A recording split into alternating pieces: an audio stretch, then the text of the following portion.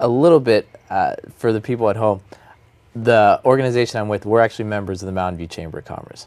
Well, thank you for that. Oh, yeah. and we've had some amazing results because of that. One example was the Technology Street Fair.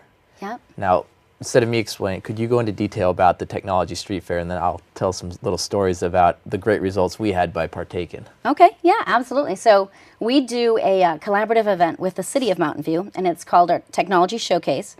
Right now it happens to be an annual event, and the intent of the event is that it's free for exhibitors, it's free for attendees, and it's about bringing out those tech companies that we know are here in Mountain View. They've started here or they exist here now. And they've come up with these incredible ideas that we know are happening, and they get to bring that out for the community to see. So we do a one-day little festival out in front of City Hall. Everybody brings out the things they've been working on. And the community and business community is invited to come walk through and really interact with all of that technology and learn more about what's happening and how it's happening. Yeah, it's really exciting. Yeah. So some of the companies that I know that were at the Technology Showcase, some of the things that they mentioned to me was the amount of publicity and media they got from it. Right. Could you talk a little bit about that? Yeah, we're in just a great situation where we get a lot of media visibility. So the TV channels are all here covering it. There's a lot of interviews and excitement around the technology that's being showcased. And, it's everybody from small companies doing 3D printing to the robotics team for high school to, Google and LinkedIn and Intuit and, some of the other larger employers in the area. And everybody's out with, to demonstrate what they're working on. So we had a lot of virtual reality, augmented reality, robots, education tech tools, you name it. It was there for everybody to come out and see.